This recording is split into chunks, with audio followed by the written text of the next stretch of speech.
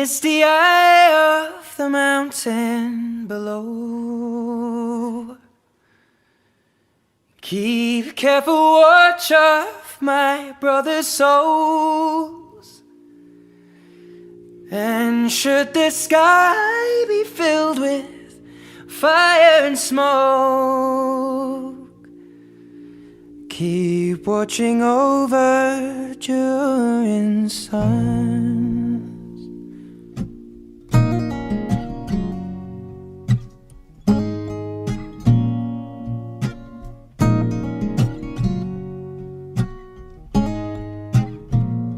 If this is to end in fire, then we shall all burn together.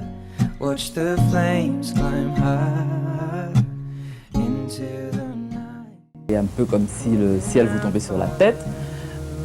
On se dit mais pourquoi moi, pourquoi nous?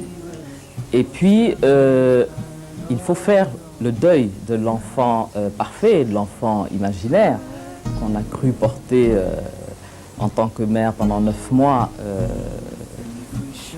Et c'est donc là une situation relativement difficile. Ensuite, il faut réagir et c'est au niveau de toute la famille qu'il y a une espèce de déviation, je dirais, du projet initial familial, parce qu'il faut compter avec le reste de la fratrie. Et cette situation qui est une profonde blessure narcissique au début, lorsqu'on l'a acceptée, peut même devenir un élément, disons, de développement, aussi bien pour les parents que pour la famille, dans la mesure où elle vous rend plus humain. Plus humain, elle vous apporte quelque chose et en définitive, on se rend compte que l'enfant déficient mental est un enfant comme les autres et qui même vous apporte souvent plus que les autres enfants dits normaux entre guillemets. L'objectif principal, c'était de pouvoir faire quelque chose pour ces enfants-là et pour leurs parents. Car lorsque cette situation m'est arrivée et que je me suis retourné vers les spécialistes, je me suis rendu compte à ce moment-là qu'il n'existait absolument rien au Sénégal pour ces enfants-là. Donc on peut dire que l'objectif principal, c'était ça. Et c'était créer des instituts médico-pédagogiques.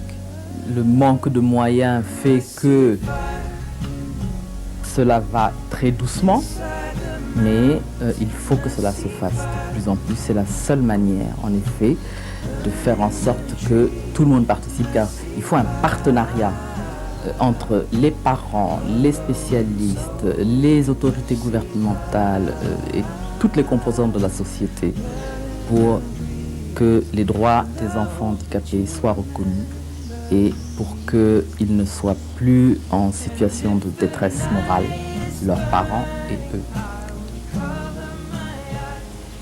C'est mon intime conviction.